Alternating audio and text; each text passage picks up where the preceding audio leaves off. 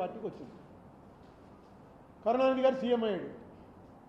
Next 91లో Rajiv Gandhi గారు చచ్చిపోయిన తర్వాత అనుకుంటాను ఈ ఎల్టీటీఈకి కరుణానిధికి సంబంధాలు ఉన్నాయనే దీంతో కరుణానిధి ప్రభుత్వాన్ని రద్దు చేశారు. రద్దు చేసి మళ్ళీ ఎలక్షన్లు వచ్చాయి. మళ్ళీ ఎలక్షన్లు వస్తే జయలలితకి 225, కరుణానిధికి 7 సీట్లు. ఎక్కడ 169 తక్కువ 7కి పడిపోయాడు. రూలింగ్లోంచి అపోజిషన్లోకి మిజరబుల్ అపోజిషన్. కానీ ఏడుస్తూ ఇంట్లో కూర్చోలా, నడిపాడు 5 ఏళ్ళు ప్రతిపక్ష పాత్ర నడిపాడు 7గురితోటే. నడిపి 96 వచ్చేటప్పటికి కరుణానిధికి 221, జయలలితకి 4 అసెంబ్లీ సీట్లు. లాస్ట్ టైం 7 వచ్చిన వాడేమో 221 పెరిగాడు, 225 వచ్చిన వాళ్ళు 4కు తగ్గారు. 2011లో మళ్ళీ 203. జయలలిత 2 సార్లు నెగ్గింది. 2016లో కూడా నెగ్గింది ఆవిడ చచ్చిపోవటానికి ముందు.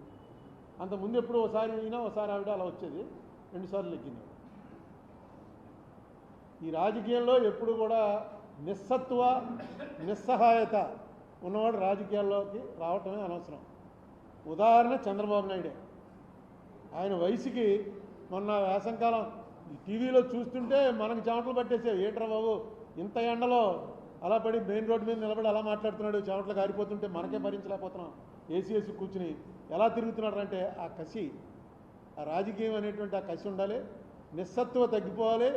నిస్సహాయత నాకు ఎవడో లీడరా అన్నది ఉండకూడదు. అలా చేశాడు కాబట్టి ఆయన మళ్ళీ రివర్స్ అయింది. ఇప్పుడు జగన్మోహన్ రెడ్డి కూడా మా వాళ్ళని కొట్టేస్తున్నారు. ఇవన్నీ కూడా మామూలుగా జరుగుతూ ఉంటాయి. ఈసారి కొంచెం ఎక్కువ జరుగుతూ ఉండొచ్చు. జగన్మోహన్ రెడ్డి దీనికి మైనస్కి ప్రధానమైనటువంటి కారణం ఏంటంటే ఆయన చేసినటువంటి పనులు కక్షతో చేస్తున్నాడు అని మిడిల్ క్లాస్ జనం నమ్మారు. ఆయన చేస్తున్నటువంటివి రూల్ ప్రకారం చేశాడా, రూల్ ప్రకారం చేయలేదా అన్నది పక్కన పెట్టి, రూల్ ప్రకారం చేసినా రూల్ ప్రకారం కాకపోయినా ఇది కక్ష పట్టి చేస్తున్నాడా అని ఖచ్చితంగా మెజారిటీ ప్రజలు నమ్మారు.